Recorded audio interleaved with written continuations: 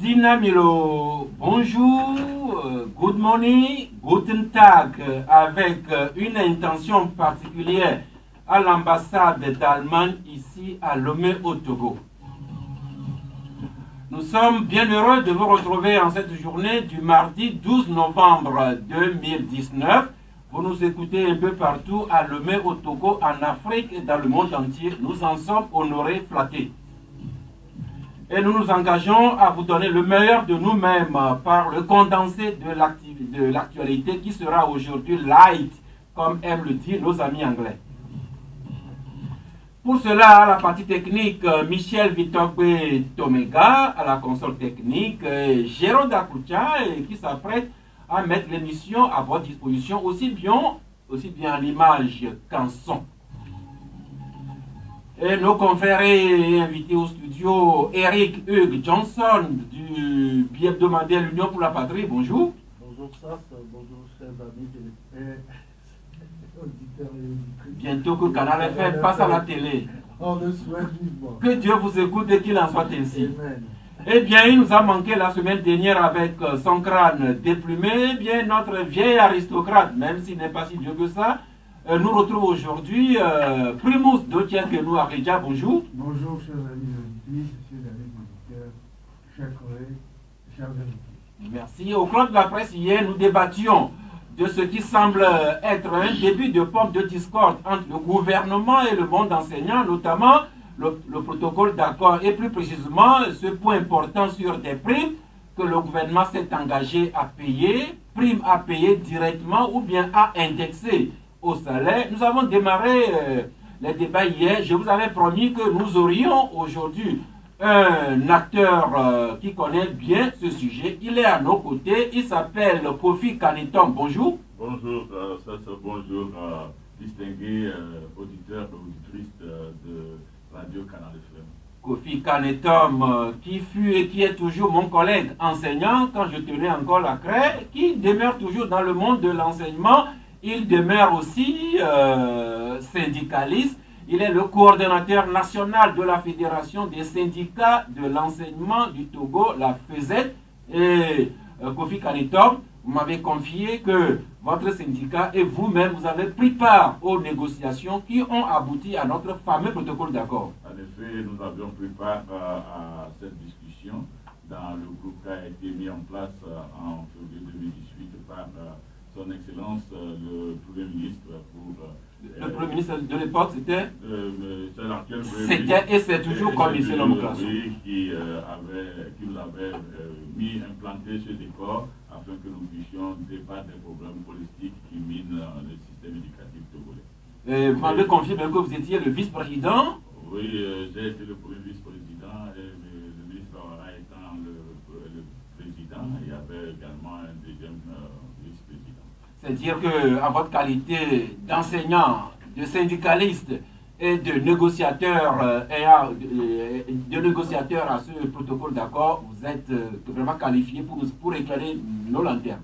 Nous avons en notre possession toute la philosophie qui a caractérisé le démarrage et l'aboutissement de ce protocole d'accord. Je ne vous cache pas que vos collègues enseignants sont à l'écoute et quand nous allons ouvrir les antennes à partir de 12 h, ils pourront intervenir dans le débat par leurs questions, leurs commentaires, pourquoi pas. Et pour cela, c'est deux numéros, le 22 21 33 74 ou le 22 20 19 68.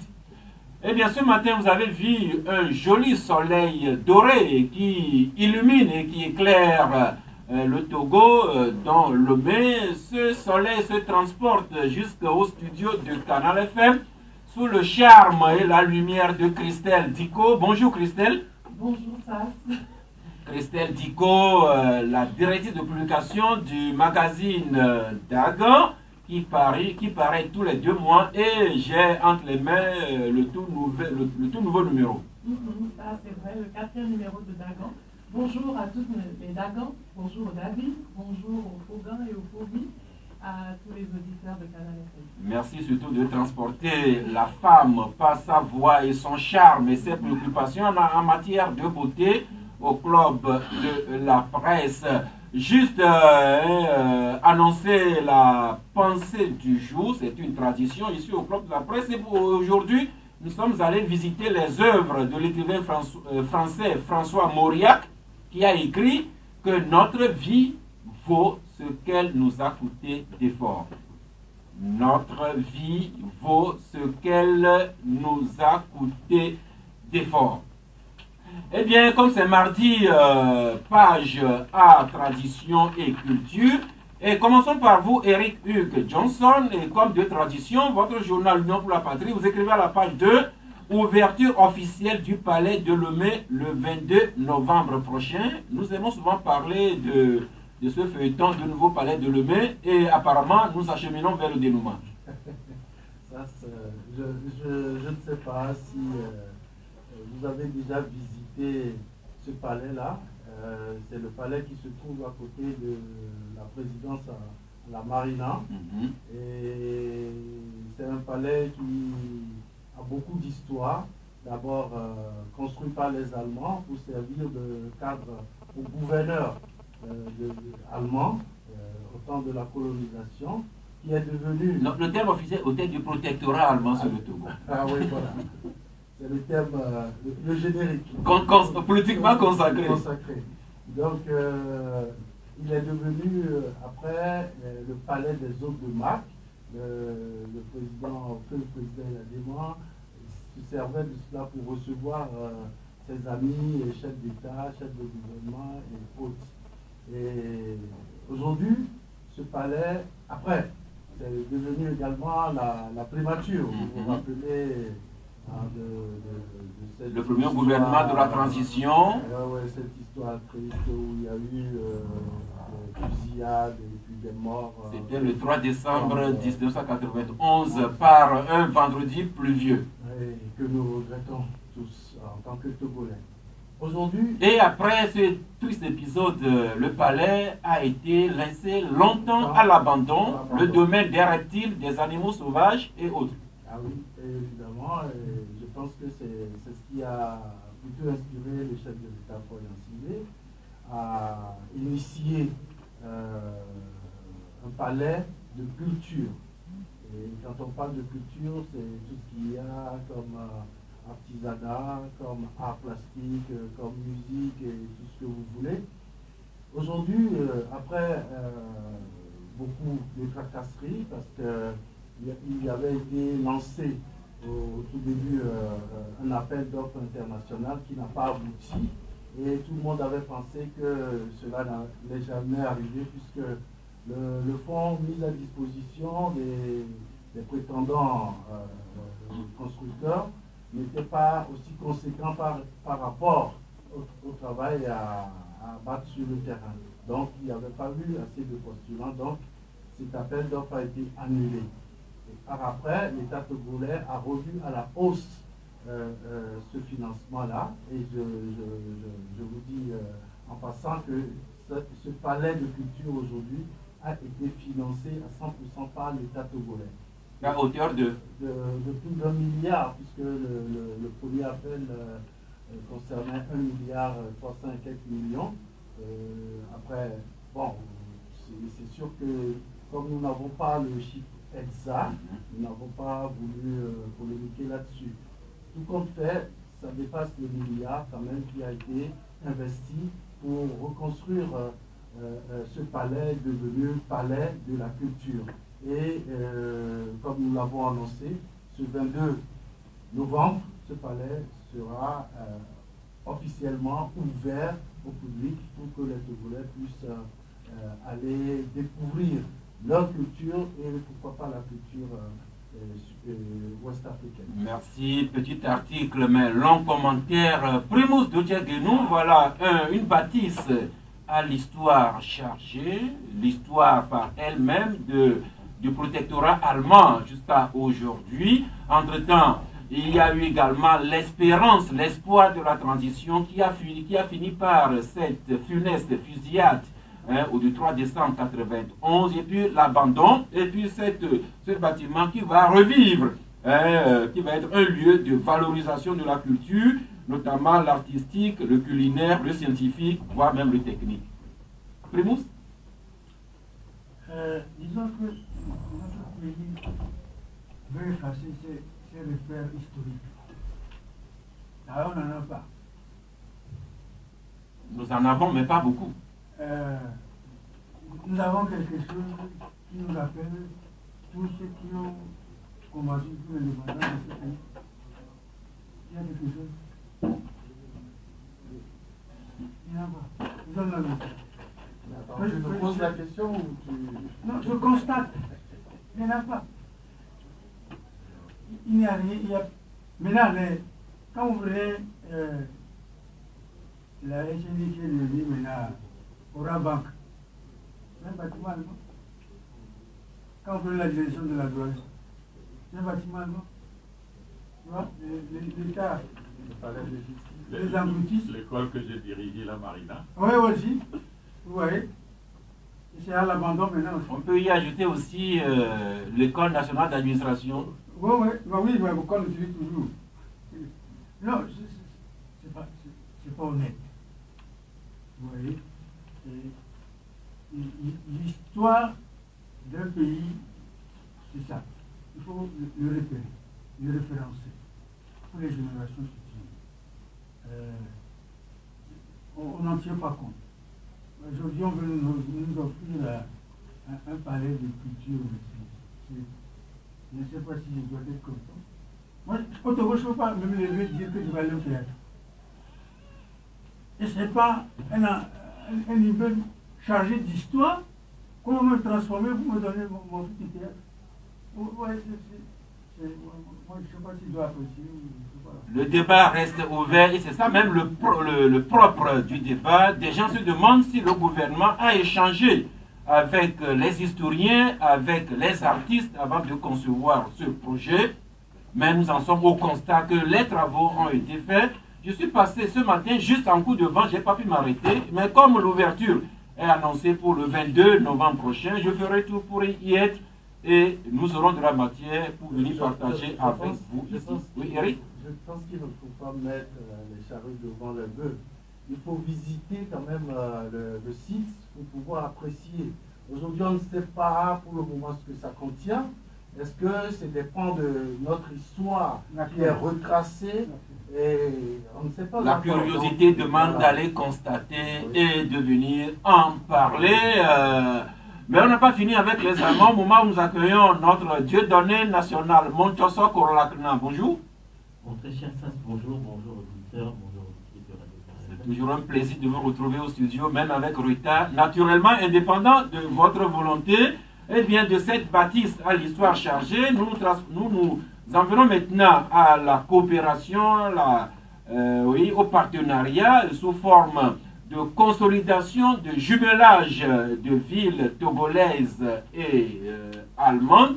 Et c'est votre journal qui écrit en dernières heures vers la consolidation du jumelage entre la ville allemande de Nürnberg, si vous préférez Nuremberg, et notre ville historique à Nehop. C'est ce que Togo Matin écrit, conforté par un autre journal, Forum de la semaine, qui nous écrit qu'à ce propos, le nouveau maire de la ville d'Aneho, à savoir Alexis Kofi Akereburu, est l'un de ses conseillers municipaux à la personne de Ado Benissan, qui est de l'ANC. Eh bien, le nouveau maire Akereburu est l'un de ses conseillers Ado Benissan de l'ANC. Ils sont actuellement à Nuremberg. Ils ont rencontré le maire de Nuremberg pour la finalisation d'un contrat de partenariat entre ces deux villes historiques, Nuremberg et Aneho. C'est dans le cadre de la participation à une conférence relative à l'agenda 2030 qui se tient en Allemagne. Il y a 6 communes africaines, dont 3 du Togo, Anéro bien sûr, mais également Sokodé et Bassa. Voilà l'information qui doit faire chaud au cœur. D'abord, le constat est que certains des nouveaux maires ont déjà pris leur travail à bras le corps, notamment Akere Bourou et ses collègues de Bassa et de Sokodé, qui se trouvent actuellement en Allemagne. Oui, alors, si vous voulez, l'un des propos marquants du nouveau maire d'Anéro, Alexis Akere Bourou, en tout cas à partir des dépêches que nous avons eues et que nous avons retravaillées, l'un des propos marquants donc, de ce maire, c'est de dire que nous ne sommes pas ici pour regarder, mais nous sommes ici pour apprendre à faire un partenariat gagnant-gagnant. Pour rendre bien, Akere Bourou dit qu'il n'est pas à Nuremberg pour regarder, non seulement pour regarder, mais pour apprendre à faire un partenariat gagnant-gagnant. Pour nous, ça veut tout dire, ça veut dire beaucoup. Voilà un maire en fait qui, on va dire, qui a la boussole en quelque sorte, qui sait où il va. En tout cas, pour ceux qui connaissent bien Alexis Akere Bourou, étant donné que c'est pas un personnage anonyme, en tout cas, que ce soit dans le paysage juridique, c'est clair, parce que professionnellement, il est juriste, mais vous savez qu'il était à l'avant-garde de plusieurs événements culturels. Il était toujours derrière, il était toujours dans l'ombre de plusieurs événements culturels, de plusieurs événements artistiques marquants ici. Et quand nouvellement élu maire de la ville et centenaire d'Anéro, en tout cas l'une des villes chargées de l'histoire, Primus parlait de l'histoire tout à l'heure, et c'est le moment de le dire, une des villes sérieusement historiques encore en Afrique, hein, quand même une ville qui a plus de 3 siècles. c'est pas fini. 3 siècles et 3 rois. Bon, ça c'est un autre débat. Et donc, mais quand c'est donc, toujours l'histoire. Donc, un maire de cette carrure, de cette stature, tient ses propos, c'est important de souligner. Et en tout cas, il faut dire que c'est pas, en tout cas, le jumelage avec Nuremberg, le jumelage entre Anéro et Nuremberg ne date pas d'aujourd'hui, dans la mesure où la ville d'Anéro a eu à bénéficier par le passé de plusieurs bienfaits de ce jumelage. On pourra citer entre autres les panneaux solaires qu'on retrouve un peu dans la ville d'Anéro, etc. Merci beaucoup. Eh bien, nous tirons 2 constats. Le maire d'Anéro et ses collègues de Bassa et de Sokodé, par leur présence en Allemagne, montrent la voie à leurs collègues maires qu'il faut sortir, nouer des partenariats avec l'extérieur pour la promotion et le développement de leur commune. Et l'autre détail, que Akere Bourou, qui est vice-président du comité des sages unis, il fait ce voyage avec l'un de ses conseillers municipaux, bénissant de l'ANC, et à Nuremberg, Akere Bourou, uni, et son collègue ANC ont tout fait pour être reçus en audience par un homme politique de la CSU, de l'opposition également en Allemagne. Voilà comment, Primus, on peut dire que les gens commencent déjà à travailler ensemble, parti au pouvoir et de l'opposition. Non, disons que le Togo tend vers maintenant la normalité. J'aime bien ça, le Togo tend vers la normalité. Le pouvoir et l'opposition apprécieront. C'est normal, c'est comme ça qu'on doit travailler. Parce que opposition et pouvoir doivent s'alterner au pouvoir. C'est pour ça que quand l'un n'est pas au pouvoir, il travaille avec celui qui est au pouvoir. Parce que après ce sera son tour. Ce ne sont pas des ennemis jurés qui ne se parlent pas, ne se servent pas la main. Mais nous avons un fils d'Anéro ici. Il y a la statue de... Eric Johnson. Ah oui, Oui. monsieur Eric Johnson.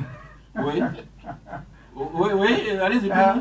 Il y a une statue d'un officier allemand quelque part à Anéro, là. Je me souviens plus de son nom. C'est pas Nicole. Oui. Bon, la preuve que Eric ne connaît pas totalement sa ville, les yeux fermés. Voilà le devoir de maison, le devoir de constat que Eric et nous autres journalistes devons faire. Oui. Normal que notre ami Alexis Akere Bourou, maintenant nouveau maire d'Anéro, soit à Nuremberg, la Bavière, qui est le Togo beaucoup à cœur. Le Togo tient à cœur à la Bavière. Ils sont là. La Bavière, c'est l'une des régions, l'un des États de l'Allemagne fédérale. L'État libre de la Bavière. C'est pas ça de Joseph Strauss, non? Il est président de ce. Voilà, Joseph Strauss. Franz Josef Strauss, ministre-président de l'État de Bavière et grand ami de Yadema à leur époque. Alors, évitez de faire ça, parce que là, tu viens d'annoncer qu'Éric ne connaît pas bien son frère. Pardon. Non, personne ne l'a dit. Il l'a dit. Ah, ok. Donc, ce serait déjà bon si M. Akereboro renoue avec la Bavière, qui aura intérêt justement même à redérouler la zone de ce que tu dis. Nous avons tout oublié de nous. Merci beaucoup. L'histoire qui vit, le partenariat en action, et vivement que les autres maires, notamment ceux de vos 4 de Hautoué, que les nouveaux maires prennent le travail à bras le corps, qui ne se contentent pas seulement des petits budgets de l'État togolais, qui sortent et nouent des partenariats de jumelage avec l'extérieur. Christelle Dicko, nous disions en début d'émission, cette citation de François Mauriac, notre vie vaut par ce qu'elle nous a coûté d'efforts. On peut rapprocher cette pensée avec votre invité du magazine Dagan dans votre 4e parution, n'est-ce pas, Christelle? Oui, tout à fait. C'est un dicton qui s'approprie très bien la Dagan et toutes les Dagans d'ailleurs, et donc les centres du magazine. Eh bien, je rappelle, comme vous le rappelez si bien dans votre éditorial, que à chaque parution, le magazine Dagan met à l'honneur une femme qui a marqué son secteur d'activité par sa compétence, sa bravoure et sa persévérance. Et l'exemple, pour ne pas dire le modèle que vous nous donnez dans ce numéro, s'appelle Evelyne Nikwe-Holor, elle qui est psychologue, directrice de l'Institut Eva Holor, fondatrice de l'ONG Envol pour l'accomplissement, également femme d'affaires. Un petit résumé du portrait de la dame, Christelle. Oui, alors Dagan et Evelyne Holor, et donc comme vous l'avez dit, psychologue et directrice de l'Institut de beauté et de cosmétiques, directrice également d'une ONG, est une femme qui a été la première commerçante à importer les produits Macari et Château Rouge. Ce sont des produits éclaircissants qui se faisaient dans le temps.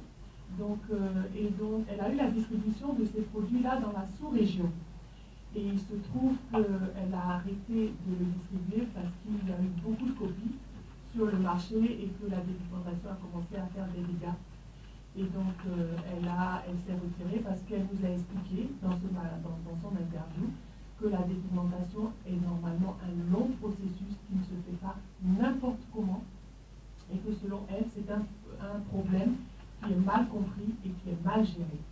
Voilà, elle nous explique un peu pourquoi. Alors, tout le monde indexe la dépigmentation, c'est pas bon, c'est mauvais, etc. Et nous avons voulu l'interroger, elle qui est une spécialiste, donc, puisqu'elle a représenté ces produits éclaircissants-là dans la sous-région pendant plusieurs années. Et elle est aujourd'hui directrice de l'Institut de cosmétiques. Elle nous a donné son avis sur les produits dépigmentants, sur la dépigmentation et sur les conséquences de cette dépigmentation-là. Elle nous a même expliqué, vous savez ça, que même les Chinois se dépigmentent.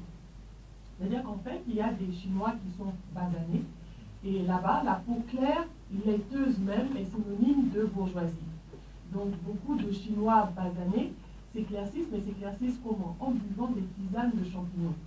Donc, ce n'est pas des produits dosés à l'hydroquinone, à la cortisone, cancérigènes qu'ils utilisent, c'est des choses qu'ils utilisent tout petits depuis très longtemps, et il en est de même pour les Américains, qui éclaircissent leurs enfants tout petits avec des doses recommandées, paraît-il, voilà, des doses recommandées qui agissent donc sur la mélanine tout au long du processus d'évolution de l'enfant, etc. C'est un bon sujet, parce que nous avions fait, si vous vous rappelez ça, il y a 2 mois, 2 parutions en arrière, un sujet sur la dépigmentation. Et je pense que ce numéro-là est une belle réplique au numéro 2. En tout cas, j'ai lu l'interview avec intérêt où Mme Evelyne Nikwe-Holor dit que la dépigmentation est un problème mal compris et mal géré. Et justement, quand la dépigmentation est mal comprise et mal gérée, elle produit le fruit qui est affiché à la une du journal Indépendant Express qui écrit « Dépigmentation, le Togo aussi frappés par l'épidémie cancérigène. La photo parlera directement à celles et ceux qui s'adonnent au jeu de la dépigmentation. Mais au-delà de cette polémique sur la dépigmentation, Madame Eva Roland a dit beaucoup de choses sur son parcours. Elle nous a parlé de son parcours, donc elle vient de loin. Elle a commencé, elle est née déjà en Guinée, ensuite elle a suivi ses parents dans leurs différentes mutations professionnelles. Ensuite, elle est partie faire ses études en Belgique, elle s'est installée là-bas, elle a eu des représentations. Donc, vous connaissez les tisanes Richter, non? De nom.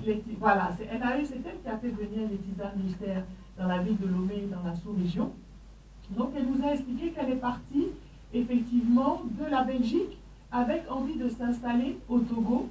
Et elle a réussi à le faire en arrivant. Elle a fait le choix de rentrer, c'était un choix matrimonial. Elle s'est installée et elle a effectivement représenté ces pays-là dans la sous-région. Elle a ouvert des boutiques au Bénin. Là, aujourd'hui, elle s'est retirée du boulevard parce qu'elle avait une grande boutique sur le boulevard du 13 janvier. Elle s'est retirée, elle a créé un institut pas loin de son domicile, mais elle continue d'apporter des conseils de nutrition, de santé, de beauté, et elle est psychologue.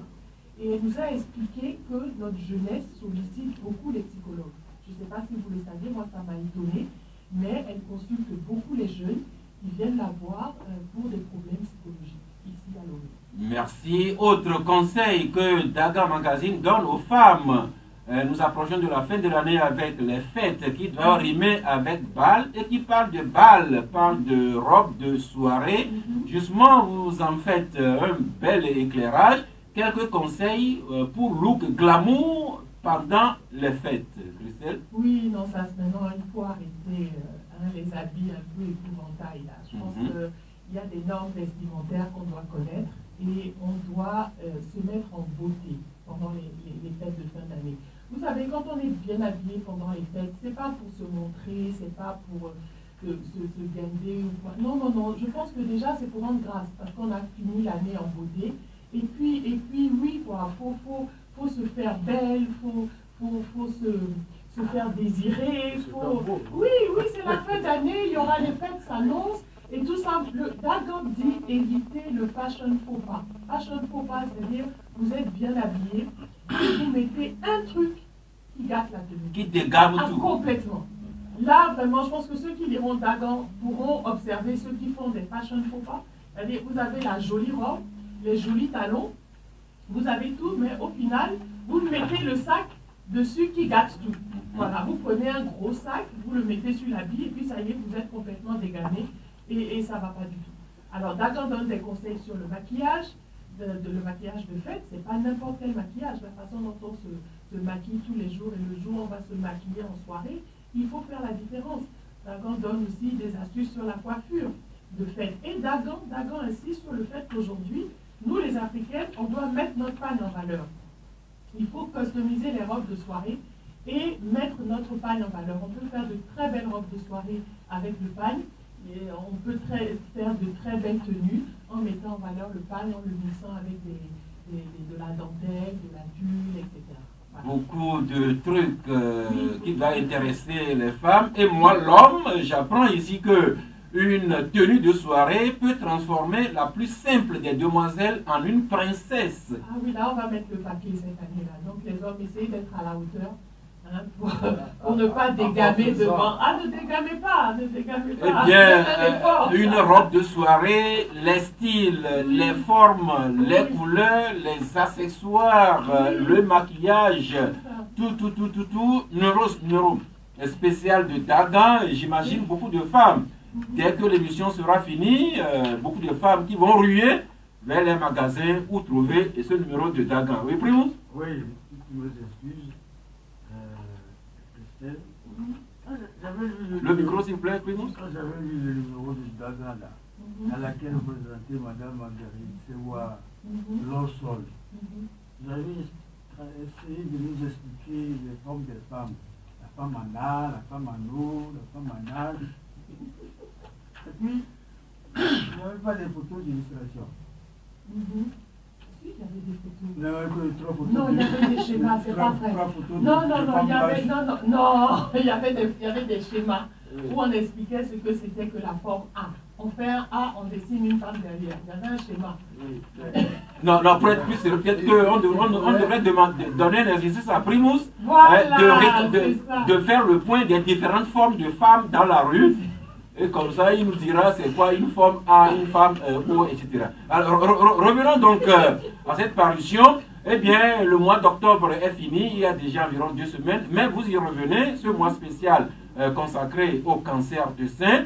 Vous revenez dans ce numéro sur le cancer du sein, notamment comment le dépistage précoce peut aider à construire ce mal-là et qui augmenter également les chances d'une guérison complète. Oui, c'est vrai, on ne peut pas ne pas parler du cancer du sein. Moi s'il le fallait, j'en parlerais dans tous les numéros. Mais là, c'est vrai que nous sommes dans une période où les esprits sont focalisés sur le cancer du sein et c'est vrai qu'on ne pouvait pas ne pas en parler. La chance de ce cancer, entre guillemets, bien évidemment, est que dépisté très tôt, on peut le traiter. Donc aujourd'hui, ce serait vraiment dommage de dire je suis atteint d'un cancer de sein métastasé, tout simplement parce que je n'ai pas lu, je n'ai pas vu, je n'ai pas su. Donc on ne se lassera jamais de parler du cancer du sein et c'est pour ça que Dagan Magazine revient sur ce sujet-là en présentant donc les méthodes de dépistage, les signes d'alerte, qu'est-ce qui peut nous alerter et nous orienter à consulter un médecin, quels sont les âges auxquels on peut être touché, quels sont les âges auxquels on doit consulter ou faire une mammographie tout simplement.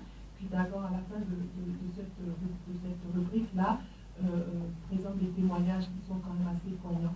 Et parce que j'ai voulu faire partager, mais vraiment de façon vraiment humaine, ce que pouvaient vivre les femmes atteintes de cancer de sein. À lire et apprécier. On va finir avec les trucs et astuces. Vous nous rappelez aujourd'hui le miel, cette substance sucrée fabriquée par les abeilles à l'aide du nectar des fleurs. Le miel qui contient 2 sucres, à savoir le fructose et le glucose, rapidement et facilement assimilés par le corps. Et c'est pas fini, le miel qui a des propriétés antimicrobiennes, c'est un antibiotique naturel. Il contient également de nombreux nutriments. Et vous terminez par les 10 vertus du miel que vous nous recommandez. Oui, j'en ai sélectionné 10 parce qu'il y en a encore plus. Le miel, c'est vraiment un produit miracle. Il faut toujours en avoir à la maison. Et la rubrique truc et astuce, c'est ça. C'est de pouvoir dire aux Dagan, écoutez, on peut aujourd'hui avec des produits naturels qu'on a à portée de main, qui ne coûtent pas très cher, s'en sortir avec certains bobos du quotidien. Comme par exemple, vous allez faire du sport, au lieu de prendre de la vitamine C, prenez du miel. Il se dissout tout doucement dans l'organisme et il vous apporte de l'énergie. Vous avez mal à la gorge, mélangez du miel, du citron, du miel, du gingembre par exemple. Vous voulez bien dormir, prenez du lait chaud, mettez du miel dedans. Donc il y a pas mal d'astuces avec des produits simples, des produits de tous les jours qui peuvent agrémenter notre quotidien. Merci, ça c'est donc un avant-goût, mais l'essentiel se trouve dans le numéro de Dagan. Je présume qu'il est disponible depuis hier. Oui, le numéro 4 a été un numéro assez fourni. En tout cas, on a de beaux échanges. Dagan, David, vous savez qu'il y a une rubrique où David explique son problème à Dagan et Dagan lui donne des conseils.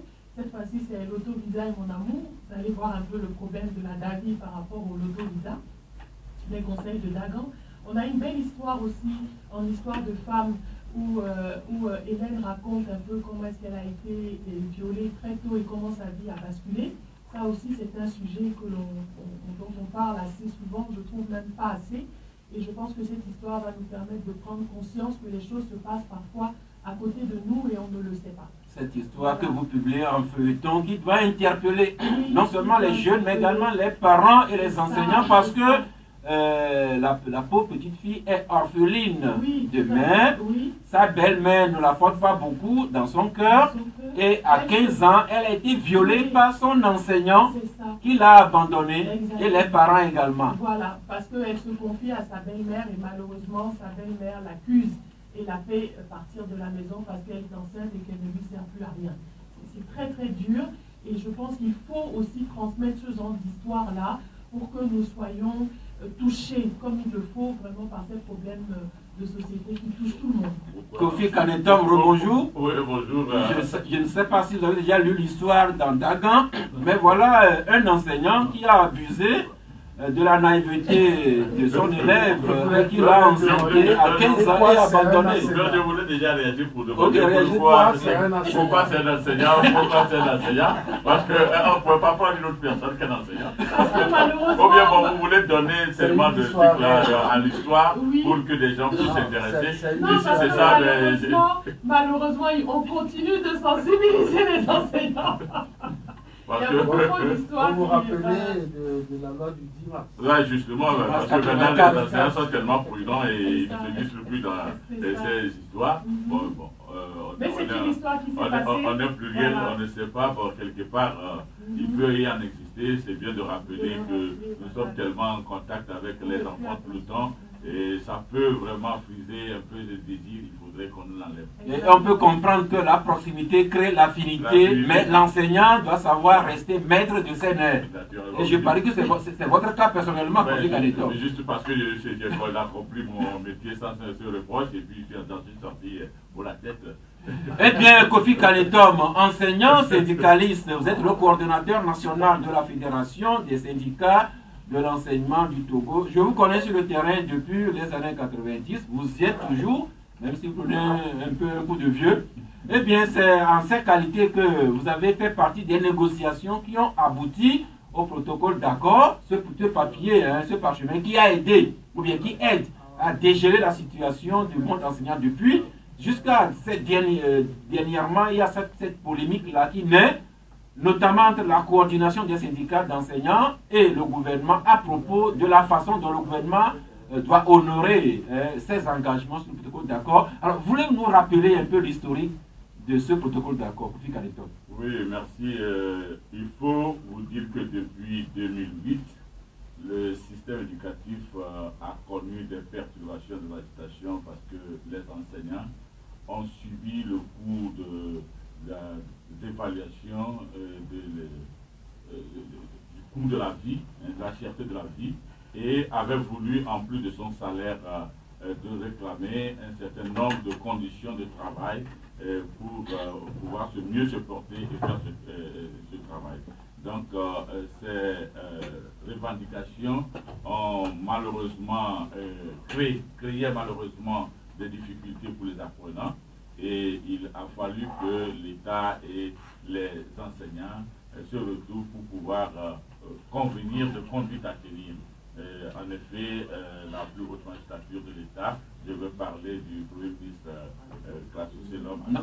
c'est la deuxième plus haute. Pourquoi c'est des problèmes la deuxième plus haute, j'allais dire, avait convenu, après avoir écouté les enseignants, de mettre en place un comité de discussion le 16 janvier 2018 et toutes les fédérations, elles étaient 7 fédérations, plus la coordination des syndicats d'enseignement. Nous nous étions retrouvés dans un cadre au niveau de, comment l'appelle-t-on, je vais vous donner l'idée, donc SASOF, au niveau de la SASOF, où nous avons travaillé pratiquement près de 2 ou 3 mois pour en arriver à un texte que nous avons convenu d'appeler un protocole d'accord qui nous liait, qui liait le gouvernement et les enseignants. Et à ce protocole d'accord, il y avait également d'autres partitions. Je veux parler des organisations de la société civile. Il y avait également les autres ordres de l'éducation, les confessionnels, et il y avait également les parents d'élèves qui étaient. Donc ce protocole a été rédigé et soumis à exécution et au respect des parties prenantes. Comme je le disais, ce protocole a aidé à régler le problème jusqu'à ces derniers temps où il naît cette polémique entre les enseignants et le gouvernement, notamment pour ce qui est du paiement par le gouvernement d'une certaine prime, 1 milliard en 2018, 2 milliards cette année. Alors, qu'est-ce que le protocole stipule clairement sur ce point-là? Oui, tout ça se retrouve dans le point 3 du protocole, qui est institué poursuite des efforts visant à l'amélioration des primes des enseignants du secteur public. Donc, dans ce point, l'alinéa 1, il était dit que l'État devrait, dans le but d'améliorer les conditions de vie et de travail des enseignants et de favoriser l'apaisement la sérénité et la stabilité dans le secteur de l'éducation, les parties signataires devraient s'engager à poursuivre les efforts visant à la revalorisation progressive des primes accordées aux enseignants. Donc, à ce titre, pour l'année 2018, il a été accordé pour revaloriser justement ces primes un montant de 1 milliard de francs CFA. Et il s'était dit que pour l'année 2019, sur la base de la progression progressive moyenne des ressources budgétaires allouées à l'éducation, et qui est estimée à 10 milliards, le 1/5 devrait servir à revaloriser les primes des enseignants. Bien. Le problème est né du fait que lorsque les 1 milliard étaient alloués en 2018, ces 1 milliard-là avait été réparti et était indexé sur les salaires mensuels des enseignants. Quand nous sommes arrivés en 2019, effectivement, les 2 milliards ont été prélevés et répartis à l'ensemble des enseignants. Et ce qu'on a constaté, c'est que ces primes ont été versées en un bloc à la fin du mois de juillet et n'a pas été réparties sur les salaires comme on pouvait se l'attendre. Et c'est là où les enseignants ont voulu comprendre le pourquoi la non-indexation de ces primes sur les salaires, et au cours des discussions qui s'en ont suivies, le gouvernement a fait connaître qu'il y avait des problèmes budgétaires qui ne permettaient pas d'indexer ces salaires, ces primes au salaire mensuel. C'est ça qui crée aujourd'hui le problème dans le rang. Donc la prime a été payée et chaque enseignant en a perçu la sienne. Naturellement. Bon, maintenant, si cette prime-là avait été indexée au salaire, qu'est-ce que l'enseignant aurait gagné? Oui, ça s'explique tout naturellement comme ceci. Je prends juste un exemple chiffré pour vous démontrer comment la chose se présente. Je prends quelqu'un qui gagne 100 000. Le statut particulier du corps des enseignants stipule que les primes qui peuvent être versées à l'enseignant durant toute sa carrière doivent être estimées à 50% de ces 100 000. Entre-temps, l'État avait donné des primes sur une base horizontale, c'est-à-dire il y avait eu des 10 000 qui étaient ajoutés au salaire, 20 000 qui étaient ajoutés au salaire, etc. Ça fait que les différentes catégories professionnelles avaient des primes de même hauteur. Ça fait que, en regardant le taux des 50%, certains avaient déjà vu leur prime arriver à près de 42%, surtout naturellement les catégories C, et les catégories B étaient arrivées autour de 37%, alors que les catégories A2 tournaient autour de 28-29%, et les catégories A1 autour de 22%.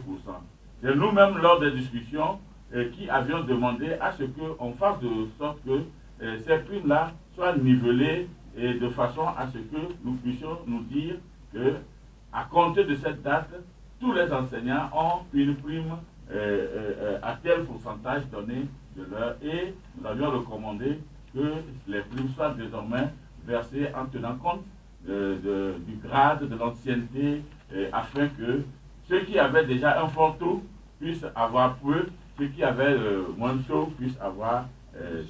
Donc, je disais que si par exemple vous avez, vous gagnez 100 000 et on vous a donné jusqu'à 30 000 francs de prime, si on avait indexé les 2 milliards, vous aurez peut-être cette année, en 2019, 33 000. Si vous avez gagné 3 000, ça vous fait 33 000. Maintenant, en 2020, si on devrait ajouter encore 3 000, vous aurez 36 000. Mais en n'indexant pas les 3 000 de 2019, quand vous irez en 2020, avant qu'on ne vous envoie une autre prime, c'est comme si on a rabattu encore votre prime de 3 000. On a ajouté 3 000 et on a rabattu. Vous vous retrouvez en 2020 au lieu de 33 000 avec 30 000. Vous voyez, c'est ça la question. qui s'est posé. Bon, maintenant, le problème également se pose autrement. Celui qui, par exemple, gagne 75 000, le plus bas salaire, si je prends le plus bas salaire, si nous prenons la moitié de 75, ça doit faire 27 500. Si lui, il est à 20 000 aujourd'hui de prime, si on avait ajouté en 2019 3 000, ça lui faisait 23 000. Non, plutôt la moitié de 75, 33, 37,5. 37,5, voilà. S'il est à 30 000, et on avait ajouté, ça fait 33 000. Si on lui ajoute maintenant 3 000 en 2020, il sera à 36 000, il lui resterait 1 500 pour que lui arrive à la fin. Donc, en n'ayant pas l'indexation, lui, il se sent un peu favorisé parce qu'il lui reste encore au moins une certaine marge pour atteindre les limites, le seuil limite de 50%. Bon, c'est là où il y a avantage, il n'y a pas aussi avantage.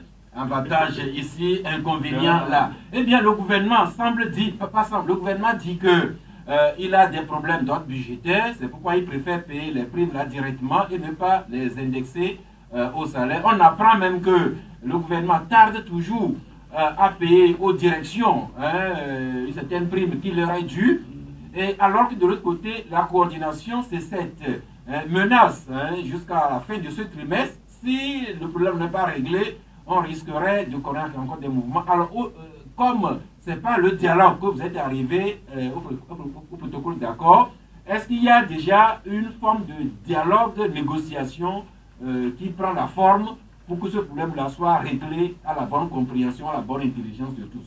Non, en fait, le protocole est un tout.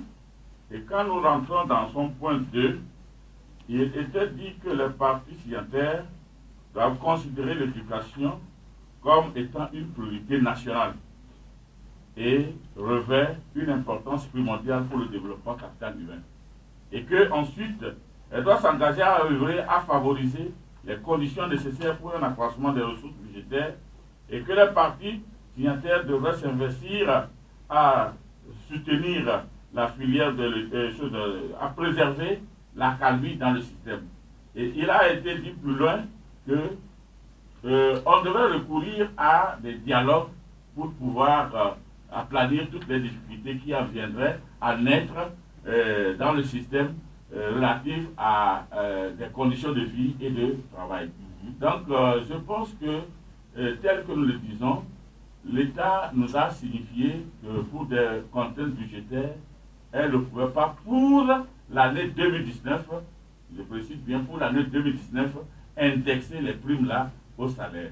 Mais il y a aussi de considérer qu'il a été dit toujours dans le point 3 que pour les années ultérieures, un cadre de concertation sera institué entre les fédérations des syndicats des enseignants et le gouvernement, avec l'implication des autres acteurs du système éducatif, afin de favoriser des échanges sur les prévisions des dépenses budgétaires du secteur de l'éducation et de formuler des propositions d'allocation des ressources pour faire face à l'ensemble des défis et des besoins du système éducatif, y compris les primes des enseignants. À ce titre, je disais que, étant dans une dynamique de négociation, il est avéré que nous avons manqué un peu de vigilance dans la gestion des 2 milliards parce que nous n'avons pas vu le danger venir. Il nous rappelle que pour le 1 milliard de 2018, comment cela s'est passé? On devrait attendre la rentrée en exercice d'exécution du budget de 2018 pour que ces primes soient versées. Donc, ces primes, la première tranche était versée autour du mois d'avril et le reste était versé mensuellement jusqu'à la fin de l'année 2018. Ce qui a fait que ça a été vraiment indexé sur les salaires mensuels. Mais pour cette fois-ci, les 2 milliards ont été versés de façon ponctuelle en juillet. Ce qui fait que, à partir du mois d'août, vous ne verrez plus ces primes sur votre compte. Et ce qui n'avait pas favorisé l'indexation de ces primes-là. Donc, nous, à l'époque, si on avait été très vigilants, on n'aurait pas accepté... Vous, les enseignants. On n'aurait pas accepté que ces primes soient versées de façon ponctuelle, puisque d'ailleurs, au début, les primes de bibliothèque et de rentrée scolaire étaient versées ponctuellement. C'est nous-mêmes qui avions refusé que ce soit mensualisé, ce soit mensualisé, afin que ça puisse augmenter notre quotité pour des éventuels emprunts bancaires. Donc, cette fois-ci, comme ça a été versé en juillet, ça nous a, au fait, vous avez été surpris. On n'a pas surpris, mais ça nous a ôté cette faculté de pouvoir demander cette indexation à temps. Et nous avons été devant le fait accompli. Moi, je me dis que c'est une leçon apprise. Disons que l'argent frais a un peu endormi votre vigilance. Bon, de toute façon, on fait en pratique. Et lorsque nous avons constaté cela, il nous était encore difficile d'appeler les collègues et de leur dire n'allez prendre que jusqu'en ce que ça vaut jusqu'en fin juillet et laisser le reste pour que ce soit réparti sur les restes des mois afin que, bon, ça a été une leçon à tirer et je me dis que peut-être que au lieu de nous ameuter, il va falloir plutôt affûter nos outils pour que pour les prochaines négociations, nous puissions être vigilants de sorte que ces prix ne soient plus versés de façon ponctuelle pour que nous lèvions encore la non-indexation. Merci Kofi Kanetom. Sûrement que vos collègues enseignants, tout auditeur que la question intéresserait, reviendrait sur le sujet dans quelques minutes. Le temps quand même que nous allions à la découverte de quelques articles de parution. Eric Hugues Johnson, votre journal Vision pour la Patrie, vous informez que la Cour des comptes a jugé la gestion de l'État en 2018 en matière de prévision, d'exécution et contrôle du budget de l'État. Oui, c'est le rôle de la Cour des comptes et comme cela a été fait les années précédentes, cette année, la Cour vient d'étudier le budget 2018 dans son exécution, comment l'État, comment les différents ministères, comment les différentes sections de l'administration ont géré les fonds qui leur ont été alloués à travers le budget loi de finances 2018. Merci. Donc, comme la Cour des comptes s'exprime en termes de beaucoup de chiffres, en langage savant, les connaisseurs ou bien ceux qui s'intéressent à cette affaire-là vont aller lire et comprendre. Alors, politique, rapidement, nous sommes à environ 3 mois du premier tour. Si l'avis de la Cour constitutionnelle est pris en compte, entre la Cour constitutionnelle qui dit que le premier tour, du moins, de la présidentielle devrait intervenir entre le 19 février et le 5 mars. Mais encore une fois, Eric, il faut rappeler que cet avis de la Cour constitutionnelle doit être formalisé par un décret que le gouvernement prendra pour nous situer. Oui, bien sûr. C'est clair. Et au même moment appelé le corps électoral. Merci. Dans ce sens, on en est aux candidatures. Et ce matin, j'ai découvert sur un site, c'est le site Togo Time Info, qui nous annonce la 10e candidature pour la présidentielle 2020. Il s'agit de Dr Prophète Magloire Pepe Doche, qui est fondateur du Centre de recherche thérapeutique et spirituelle Tali Takumi. C'est à Toklekope. Le sieur Prophète Magloire Pepe Doche préside également l'ONG dénommée Génération pour la paix au Togo, en Afrique et dans le monde, le GP-TAL. Et à l'annonce de sa candidature, il dit, citation, « Dieu m'a dit que je serai le futur président de la République togolaise en 2020. » C'est le candidat Prophète qui le dit. Mais un autre candidat, il ne parle pas lui-même, mais beaucoup de personnes parlent en son nom. C'est Faure Gnassingbé. Et la dernière personne a encore parlé de lui, c'est celui qui préside le comité des sages unis, le professeur Kondichal Abba. Et cela vous inspire, Montosson, vous écrivez, présidentielle 2020, la pression est perceptible dans le camp au pouvoir. Qu'est-ce que ça dit, Montosson? Oui, tout à fait, mais c'est en tout cas, heureusement que c'est un sujet diversement, c'est un titre diversement interprété, commenté. c'est tant mieux, parce que nous n'avons pas la prétention. C'est ça même le propre de la presse. Nous n'avons pas la prétention, une fois que notre édition tombe dans le domaine du public, d'être complètement encore le propriétaire de nos articles, dans la mesure où ça appartient au grand public. Alors oui, c'est la pression qui consiste effectivement à demander de toute part à Faure Gnassingbé de candidater. Et tu le disais tout à l'heure, la dernière personne à lui mettre entre guillemets encore la pression, donc c'est le président du comité des sages d'UNIR, Charles Kondi-Egba, lors d'une sortie le week-end dernier sur une radio de Lomé, de demander, en tout cas il disait clairement que le candidat naturel du parti UNIR au pouvoir, le candidat à qui le parti UNIR demandera de défendre ses couleurs, c'est bien Faure Gnassingbé, mais sage qu'il est, il ajoute qu'il reviendra à Faure Gnassingbé voilà, le dernier mot. Il reviendra à Faure Gnassingbé le dernier mot. Donc, hier, c'était le mouvement Touche pas mon président, avant-hier, les jeunes, etc.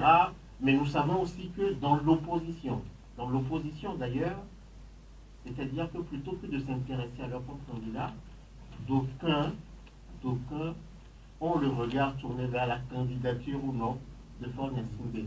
Et du coup, ça fait une pression, ça fait une sérieuse pression sur la personne de Faure Gnassingbé à ce jour. Donc, pression mise. C'est pour ça qu'on a coupé ta pression elle est trop forte.